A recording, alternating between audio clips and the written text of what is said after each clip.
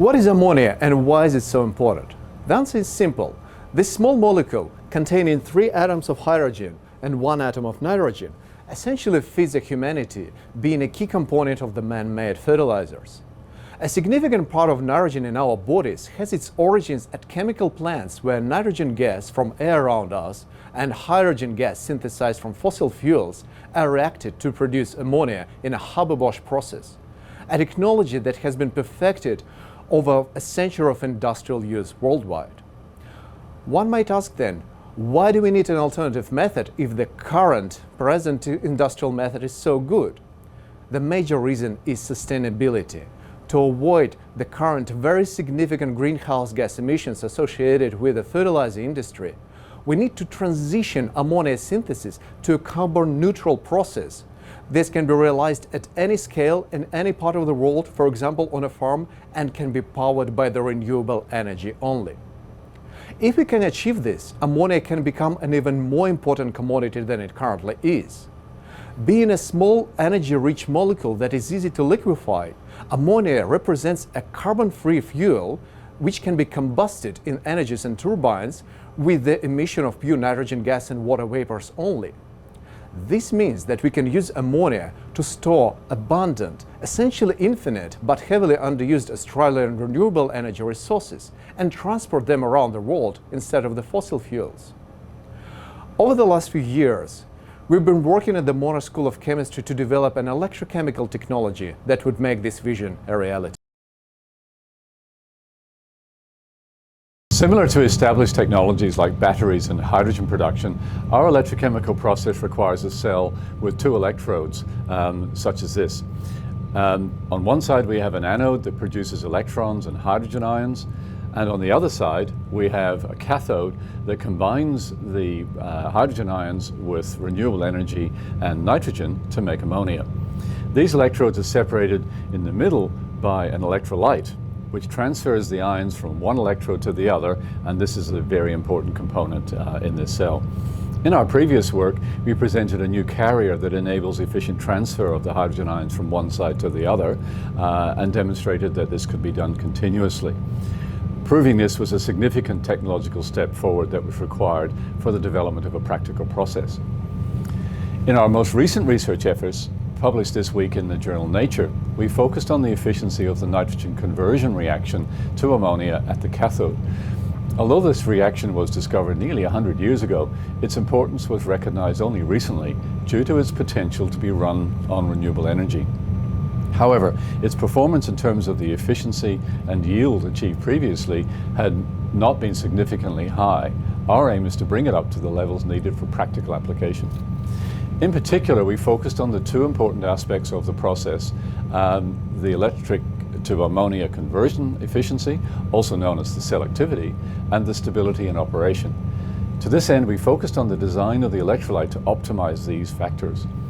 This allowed us to achieve exceptionally high selectivity, representing the complete conversion of electricity to ammonia and nothing else, as one of the key breakthroughs reported in this paper. We also demonstrate high stability in operation, even when frequently switched on and off, as needed for integration with renewable energy sources. Nitrogen gas is one of the most stable molecules in nature, so it requires a lot of energy to activate it and convert it to ammonia.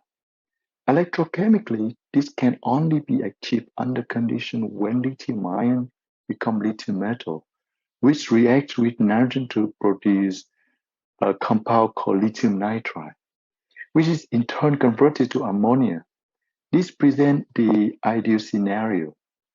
However, in the real experiment, excessive formation of reduced lithium species most commonly occurs, a process that is well known to destroy regular lithium-ion batteries and is similarly destructive to ammonia synthesis from nitrogen.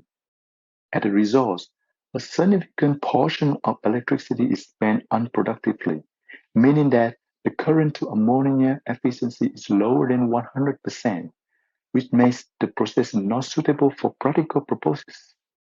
Moreover, this side reaction progressively destroys the electrolyte, passivate the electrode, and results in rapid death of the electrochemical cells.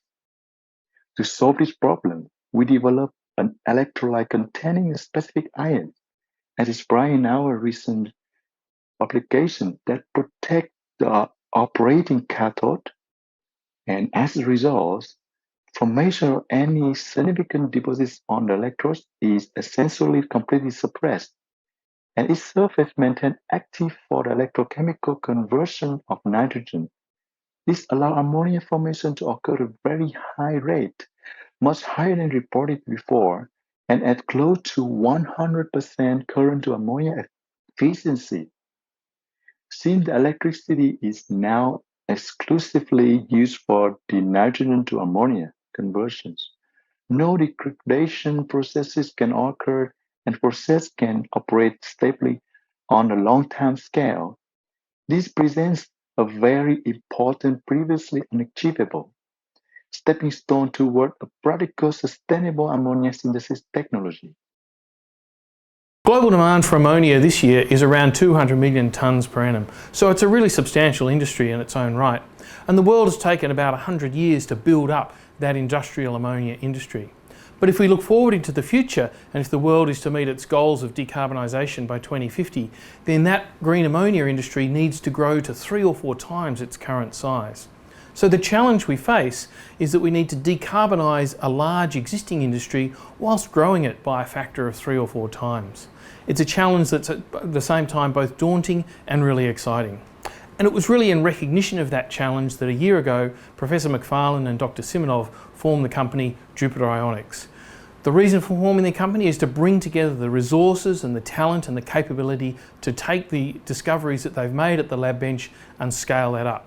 So today, Jupiter Ionics is building a passionate team of scientists and engineers who can take this technology to industrial scale. In the first instance, we're focused on deploying our technology into agricultural systems, leveraging its flexibility and its modularity by virtue of its electrochemical character. As we've seen in the past year, during 2022, the connection between the price of natural gas and the price of fertiliser has played havoc in farming systems around the world.